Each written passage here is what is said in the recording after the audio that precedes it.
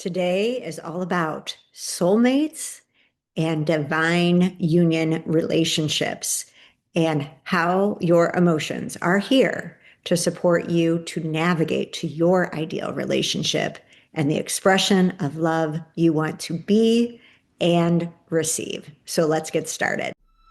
Welcome to the I'm Perfectly Divine podcast, a place for the strong, sensitive, spiritual seeker to recognize the perfection of your human journey as a path. My work is to bridge both the emotional and spiritual worlds through proven and grounded frameworks that support you to live in the wholeness you already are. For over the past 2 decades, I have supported people from all around the world, as well as Fortune 500 companies, to dissolve the divisions within them and live with greater empowerment and love.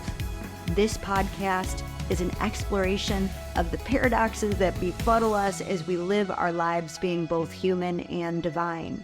Together, you and I, along with other experts, will navigate integrating psychology and spirituality, the divine feminine and the divine masculine, the darkness and the light, to create greater sacred union from within. I believe through your remembering that you are innately divine, that you will allow yourself to more openly shine.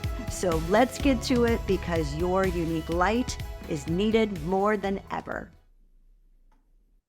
Hello, and welcome back to I'm Perfectly Divine podcast. In this episode, I want to explain soulmates and divine union relationships and how they may differ, ways that they're the same, and ultimately how your emotions are guiding you through your relationship to support your own individual growth and the growth of your partner. And I got to admit, I'm always a little hesitant to share about relationships because every relationship is so personal. There's so many unique circumstances to it. And at the same time, there are elements to our relationships that of course are very similar, where we share love and we want to experience love in a relationship, and that is all beautiful.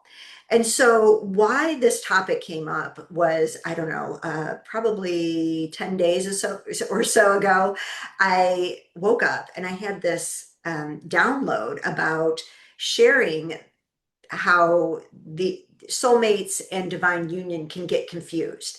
And of course, I always want to share when I see good-hearted spiritual people struggling with something, and how vital it is for you to understand how to work with your emotions to help you through any relationship challenges, and to understand what may be going on from a soul level as well as psychologically, because ultimately we need our psychology to support us with our soul's growth, and we need our soul's growth to support us as to how we show up in our humanity. And there's nothing like a relationship to bring out our humanity, right? So today is about bringing together in our hearts and really in our minds, our spirit, the work that we have been doing on alchemizing your emotions, the unraveling we talk about when we do the heroine's journey, and the inner work of divine union from within ourselves, and how that can help us understand our relationships. So I always try to emphasize that the inner emotional work that you do is the most valuable gift you can give to yourself and others, anyone else you care about, because it dictates your energy. And it's with your energy that really has your capacity to hold all of life with greater love. And that's what we're ultimately getting to after we go through the heroine's journey and we resurrect with it, union within ourselves. It's to hold the all of ourselves, of life, and others, and see how our hearts are guiding us through these circumstances so that we can know ourselves better, and be the love that we came here to be. And what happens in relationships is we have a one-way version of love, and that is the sweet, compassionate, unconditional love that is shown by being nice, and not the unconditional love that comes forward where there's boundaries, where there is protection of yourself for the highest good of all involved.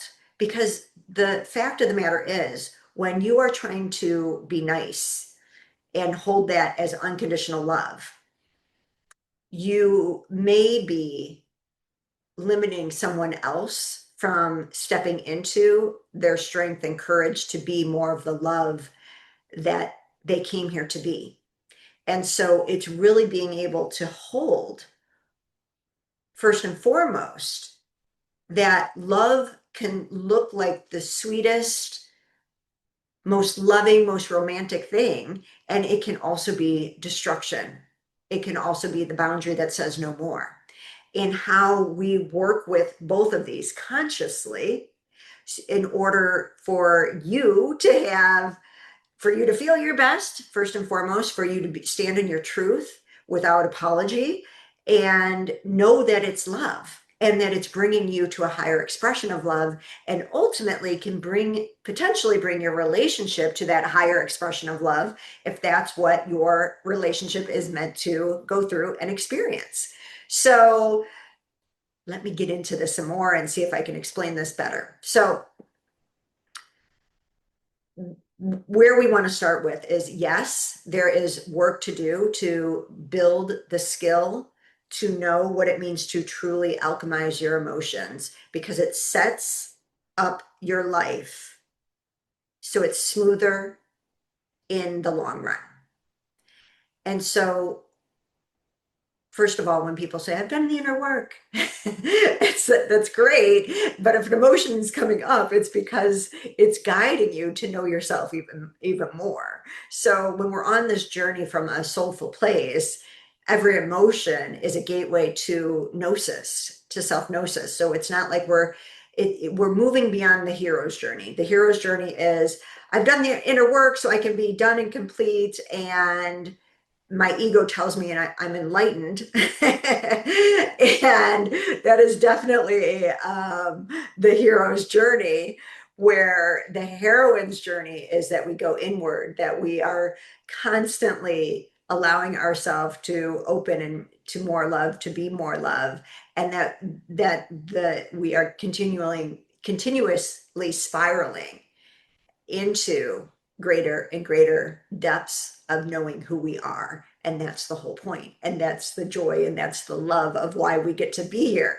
So it's a lot more easier when we are able to receive ourselves in that way, rather than allow our egos to think that I've reached some peak of enlightenment and so on and so forth. So you've heard me talk about that. I'll stop there. So really, we want to be able for you to work with your emotions as sacred allies, and understanding they're the gateway to you coming back to your soul, to your soul's truth, to your inner gnosis, which is guiding you to what is good and right for your heart, your soul, your being, and why you chose to be here in this lifetime. And often that plays out with our partners, right?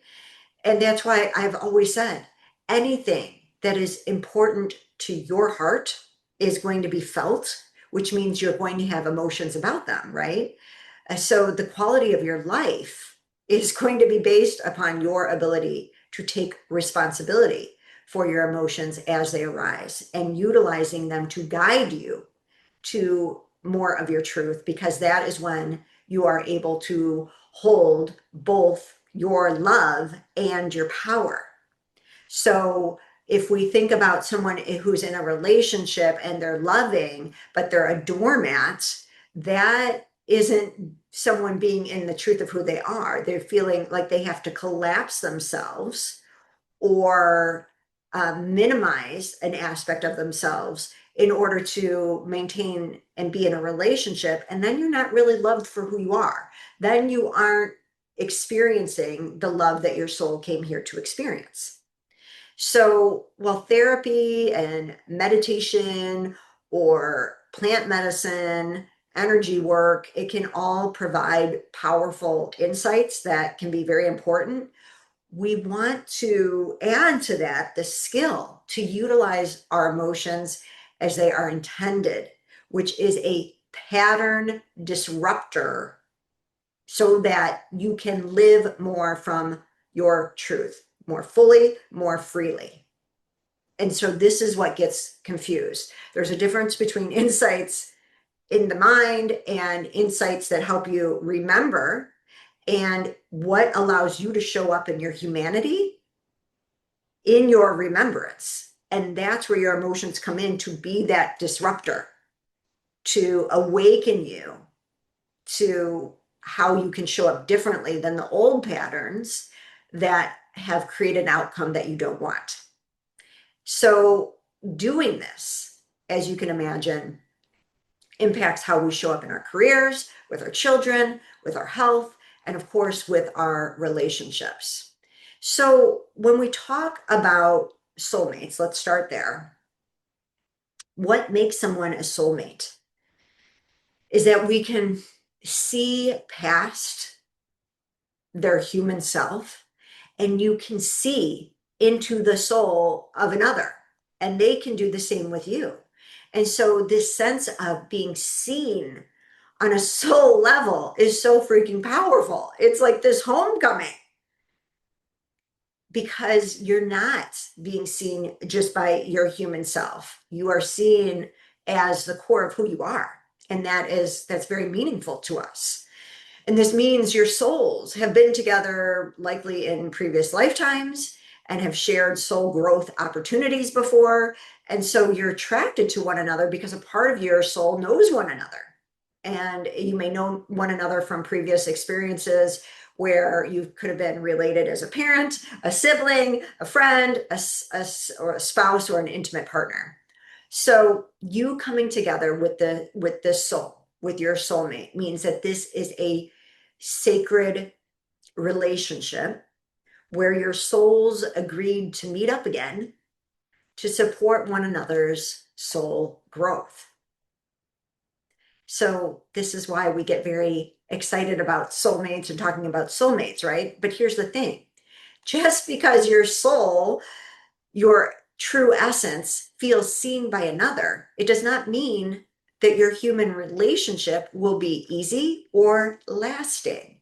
And this is where, again, some very good-hearted spiritual people can get very stuck because it's like, I know this is my soulmate. We feel into each other's souls, and that it is a sacred relationship. And at the same time, it doesn't mean that it will be easy or that it will be lasting. There may be a portion of your life that you were meant to go through together to help remember. And then as that time moves on where it's no longer right, then there may be a different contract that you and this other person have also agreed to move on to, right? And so each person, it will actually remember that their soul's truth is what keeps leading them in the relationship over their ego's persona. And if not, that's where conflict can happen. If you still may be soulmates, but that your partner may not choose to remember their soul truth.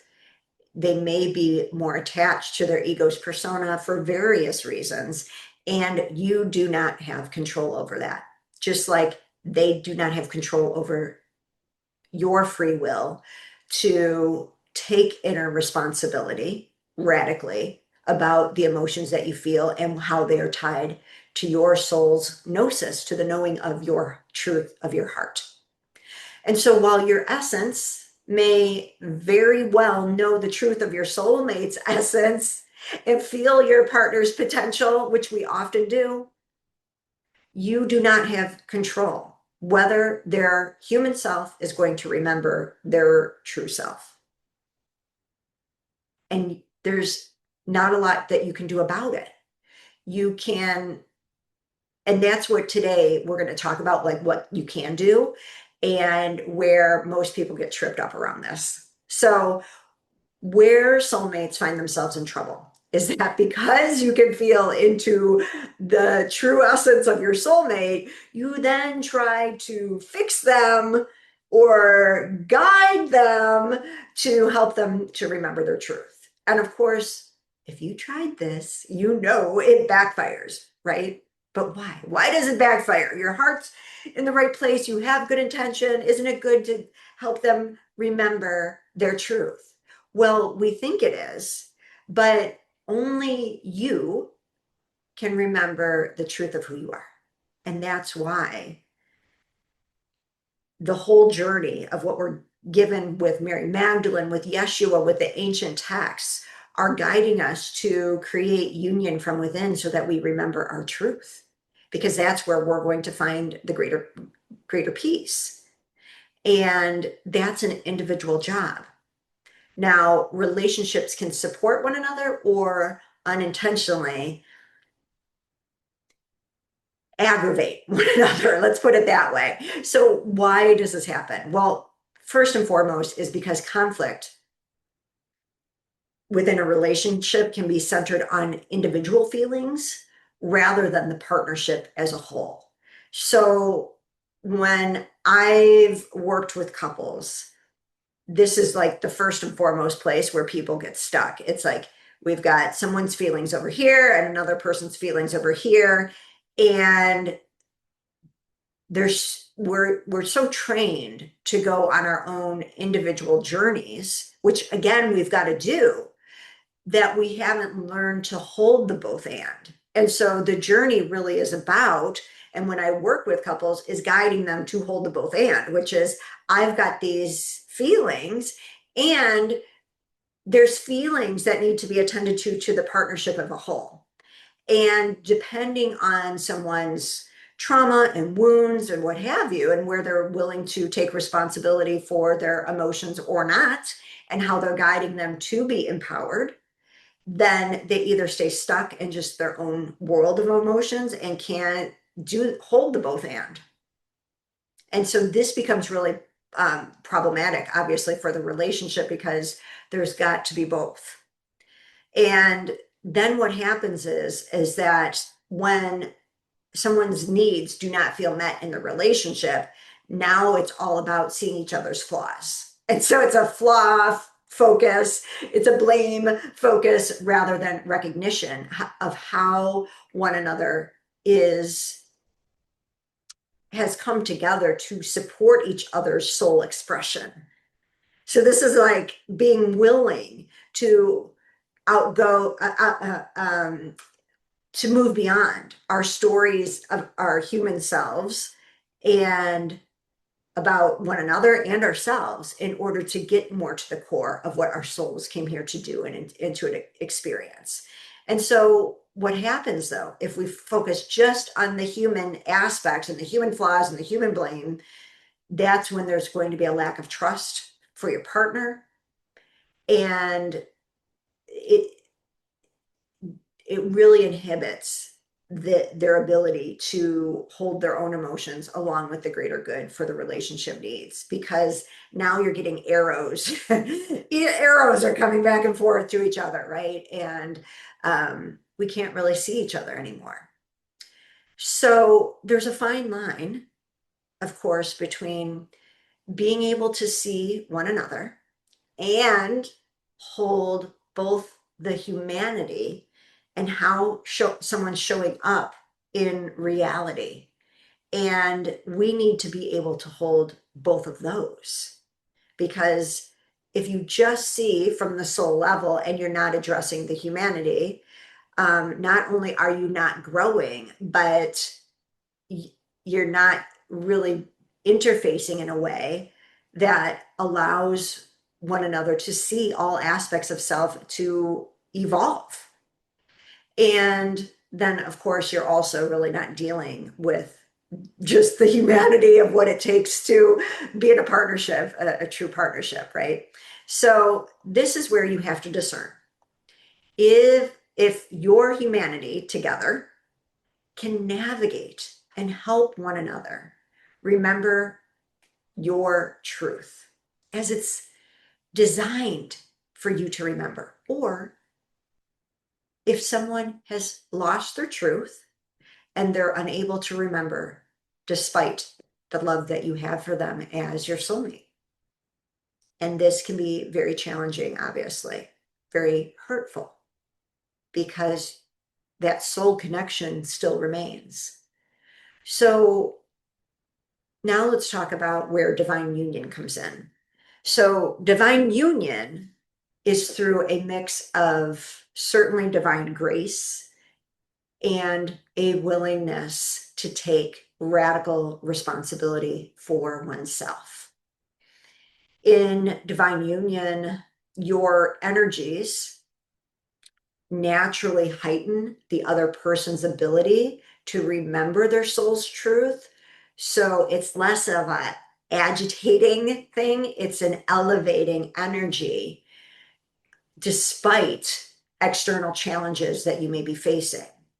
So, in other words, you're clear that in your human reality, maybe you're facing, money struggles or struggle with a child or whatever it may be, but there is a partnership which builds one another up and feels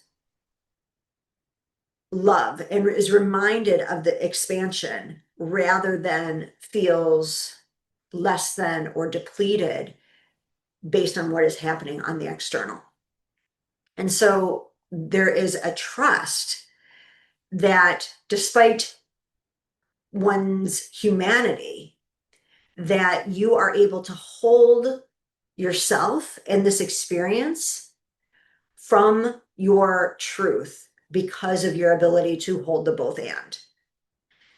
both your feelings and the feelings within the partnership. And that becomes the priority over the external circumstances that you're facing. And you don't have to have personally gone through divine union within yourself in order for the potential of divine union within your relationship to be activated.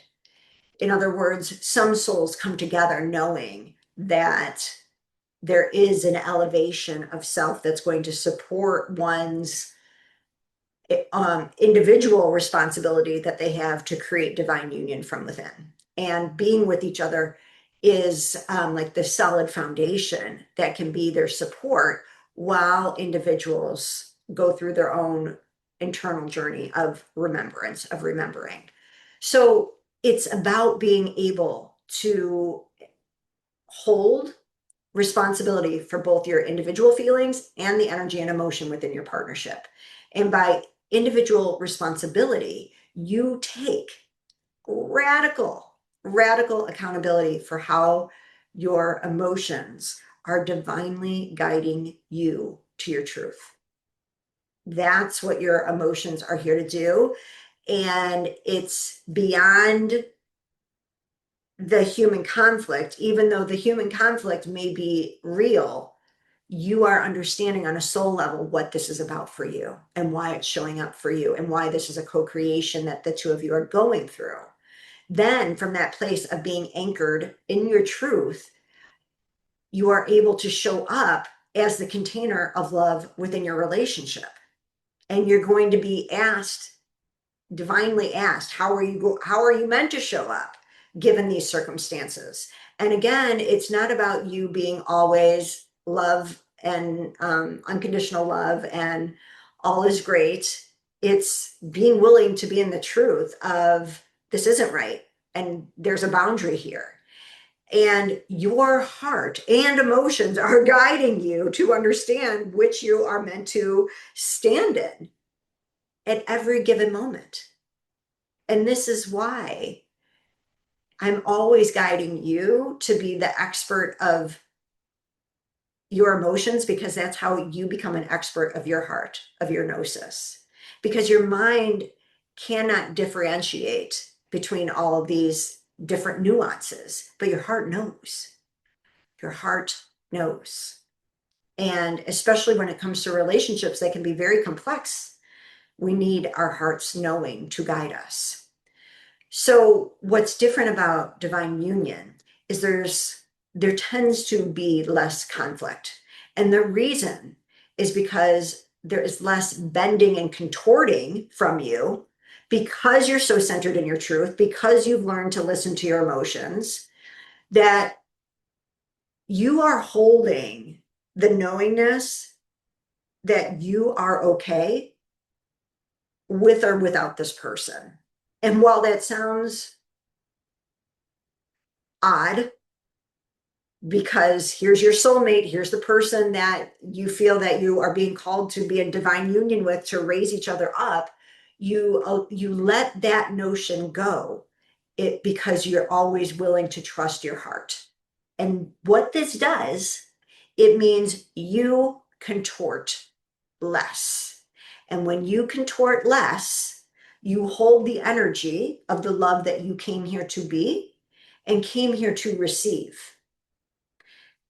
And when you're in this place of holding the energy of the love that you came here to be, to give, and to receive, you witness whether your partner is able to raise to that. Not with blame, not with shame, not with flaws.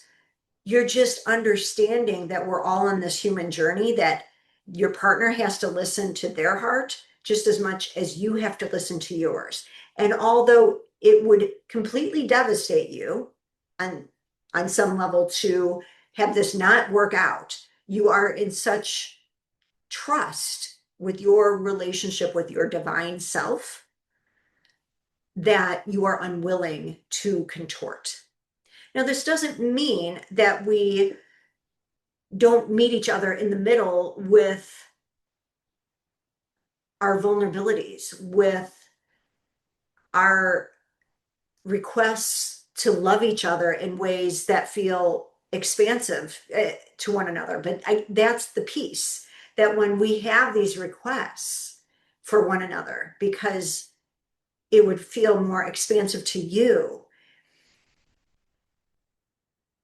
you and your partner are able to lean into that because it also naturally feels more expansive to the other person's soul as well. And so this is really being able to understand that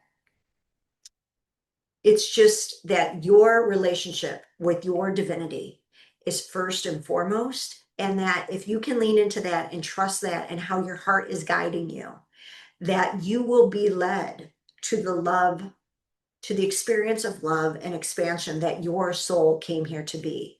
But we have to let go of our mind's version of how it believes we are meant to receive that. So what this means is that when conflict arises, it's about how you maintain alignment with your sacred self. Because our whole point of being here is to be in alignment with our sacred self as much as possible. And again, you hear on my podcast over and over again how here I am in my humanity. But it's also sharing with you how I do my best to take radical responsibility to uncover, to understand what is at the core of this for me. And it's never about perfection. It's never about trying to prove myself to be enough. And yet this is exactly where we find ourselves in relationships, where we've got to prove ourselves to be enough. And then we know something's off. Because when we're working from a place of divine union, your job is to already know that you're enough. And from that place, you also recognize that your partner is as well, but whether your partner is meant to be together with you in in your humanity and go through the human experiences together is something that each of your hearts is guiding you to know within.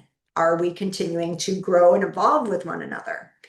So this, by remembering your truth, by being in alignment with your sacred self, and allowing your partner to do the same, this automatically is less about storylines about your partner, and instead the whole of the circumstances are able to be taken into consideration as to why something may have been hurtful. And you're taking it in from both the human level and the human personal level and the soul level. And together as a whole, you're looking at what both can do to restabilize the relationship's energy, simply because that is when each of you experience more expansiveness, more ease, more joy, more love. So there is effort in a relationship, but it's more easeful because you are remembering how that's part of your soul growth, to give in this way or to receive in this way. So in order to do this, you have to be willing to take radical responsibility for how your emotions are guiding you from an empowered state back to your soul's essence, first and foremost, because that's how we honor having divine union. It's the sacred self of both people coming together.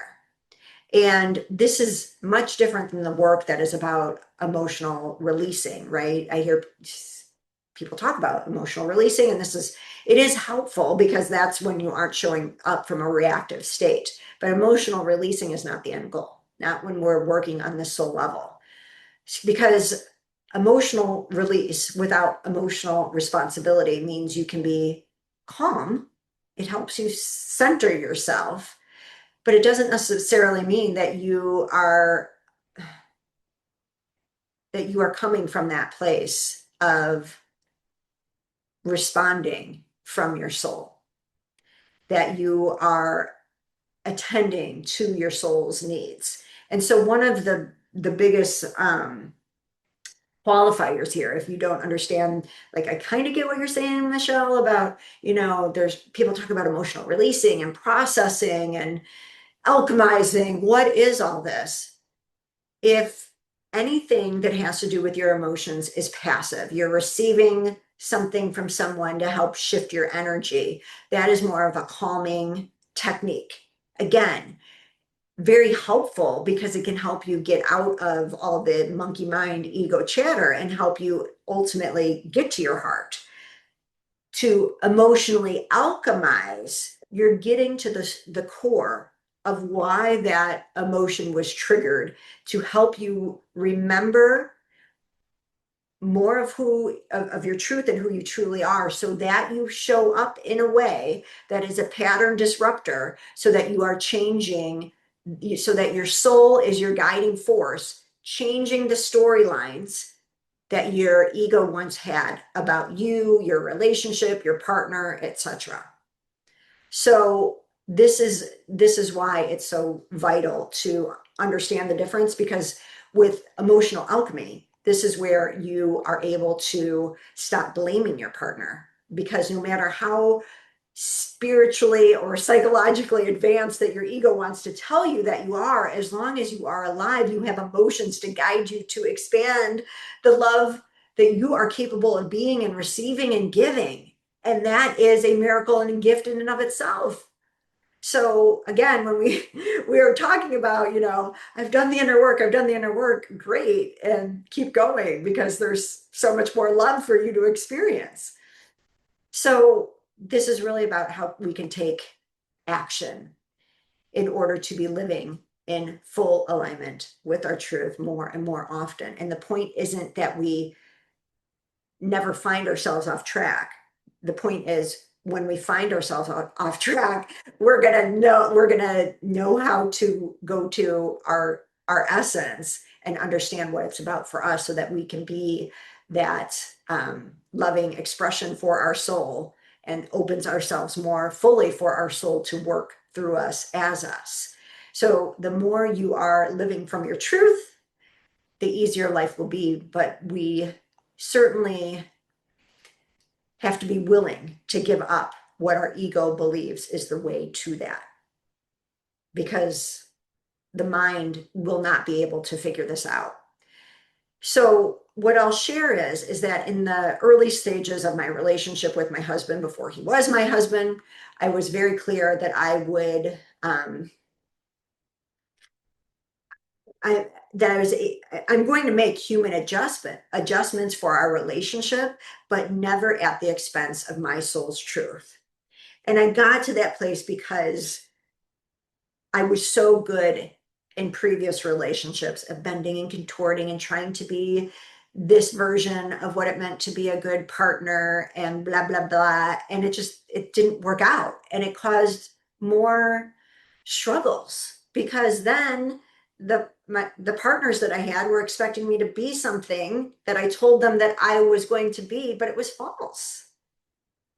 And so there came a point where it just became easier to just be myself and have the needs that I have, and be honest with that, and then also be honest if the person that I was with was willing to meet me there or not.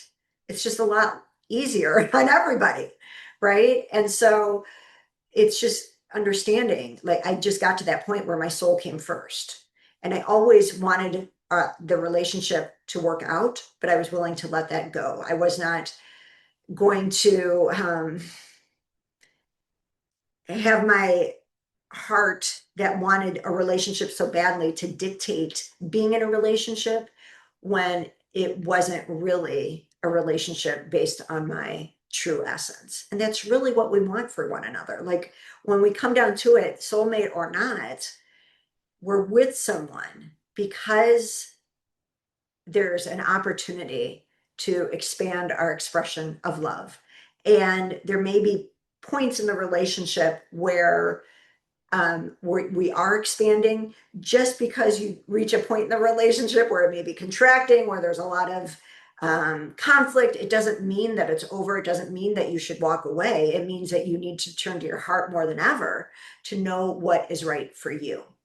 And so for me, it was really, what this looked like was that I remained open-hearted, that I could remain non-blaming as I shared what works for me, and then let go if it was supposed to come from my now husband or not. And if not, it wouldn't have made him bad or flawed, just not right for me. And your partner does the same with you. So both have the freedom to choose if each of your human selves actually enjoy providing for the relationship or not. So this is where someone's trauma may keep them locked into really just being into themselves, and they're unable to attend to the energy of the partnership between the two of you. This is when, despite being soulmates, your partner's own free will is choosing that what is best for their soul growth is their individual care. And then your responsibility, as always, is to utilize your emotions to know when that feels in alignment with your soul's growth and when that may no longer be the case. So in other words, there may be time frames when you are meant to be more or less connected, when you're more individually focused and you are exploring individual aspects of oneself. And that is internally strengthening. And it may be completely uncomfortable on some level, but there's an internal knowing of your heart that you are both growing. And despite the relationship not being each other's priority, there remains a deep sense of love and respect. So this is absolutely legit. It's absolutely something that happens. The caveat is that you have to be in constant connection with your heart and gnosis, so that should the time come that you need more from your partnership, because that's what your heart is calling for you, that you can stand in your truth and be willing to witness what the truth is for your partner. If they are able to hold both their own energy and your relationship's energy now or not. And you're both willing to navigate together the growth of your human selves along with your divine selves as partners in a relationship. But if your partner chooses that they cannot, either verbally they tell you they just can't, or especially by action, because this is where it gets confusing, they say they want that because their soul does. Their soul sees you. The soul sees the potential. But if their actions, if their human selves are saying, I'm still struggling over here, then it's just, that is the information that you need to tune into to understand, again, does my heart feel okay with this or not? And ultimately, you want what is best for your soulmate, even if that is no longer being with you. And that's just sometimes where growth takes us. First, that we are meant to be together for a time, and then we're not. It could also mean, again, that there is a foundation there of love and respect. We're doing our individual things. We know we're not super connected, but we're honoring that we've got our individual things. And there is a sense that it's culminating so that we are coming back together. And typically, while again, there can be loneliness on that journey, it's not the constant like headbutting. So what I'll say is that you can be happy in many different types of relationships. This is not about saying that I don't want to put divine union as like the only way for you to experience love. Divine union is a miracle. It is a blessing. And the divine has many ways for you to receive miracles and blessings that expand your heart, that allow you the opportunity to experience love in ways that were incomprehensible, that your mind cannot comprehend. They're incomprehensible to your mind. So it's just knowing that with divine union, there's still hardships, but they ultimately bring the two of you closer. And they raise each other up in the frequency, because there's not pushing, there's not demanding from one another. It's simply by holding the love that one sees in another and allowing that to be given and received, exactly because it brings joy and fulfillment from one another to do so the majority of the time. And the more you have found that union within yourself, the easier this will be to bring to your relationship. But again, it's not always necessary, because sometimes the two come together in order to support one another, to create this divine union from within. And so at the same time, people have found different types of fulfillment being with a partner and not having divine union. These types of partnerships allow them to attend to themselves or other important people in their lives in a different depth that their soul is desiring in this lifetime. So while you may have the support of someone that is a soulmate, but you just may not have that depth of intimacy. And that's okay. The love is still there, but maybe the intimacy comes with someone else. So we don't have to always create this divine union as the only way to receive the love that our heart is wanting us to be able to receive. And so I think that's just keeping that in mind. While the depths of emotional and energetic intimacy may not be there with a partner, there is a fulfillment in other ways that are equally significant to a soul, because it allows for certain freedoms. It allows for certain experiences that are meaningful to each other's soul. How do you know this? You've got to tune into your heart. And it won't be heart-wrenching. It'll be knowing. So when divine union is a form of love that is in your life, of course, it's something that's awe-inspiring because it's divinely created. And there are other forms of love that will equally take your breath away. And your heart is guiding you to that expression that your soul is meant to experience in this lifetime. The divine is so expansive. There is no way that it would limit the love that you are meant to feel and experience. So the way there, you're simply meant to tune into your heart and to feel into what your heart truly wants to experience, and believe that if it's in your heart, it is possible. It may not be in the way that your ego is telling you it ought to happen or insists that it must show up, but your heart is not going to lead you astray. It's constantly guiding you through your emotions to remember the love that you are, and the love you deserve to receive, and the love you are blessed to give and be received by another.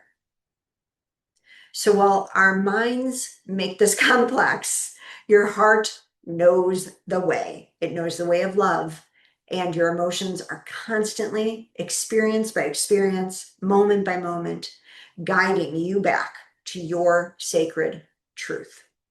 So if you want personal support on what your emotions are guiding you right now, in terms of your relationship for you as an individual, or if you would like support with your relationship and this level of soul understanding and recognition, you can email my team at support@michelleburcell.com to receive more information on a consultation.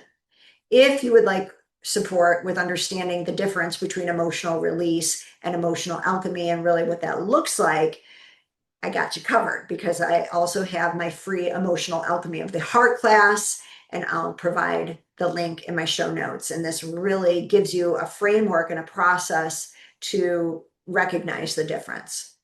So I hope this supports you. I hope you know the love that you are, and that your heart's inner knowing is always guiding you to a path of love that is going to serve your soul and your soul's journey and why you were born, and all the love that you came here to experience and to give. So with that, know that there is nothing to fix, nothing to prove, just to remember. I am so honored you have joined me today. If you enjoyed the I'm Perfectly Divine podcast, subscribe so you don't miss any of our power-filled episodes. Also, if you know another who is strong, sensitive, and spiritual and wants to dive deeper into emotions and ancient wisdom so they too can create profound peace and fulfillment from within, please share this podcast. Thank you again for joining me, and I look forward to reconnecting with you soon.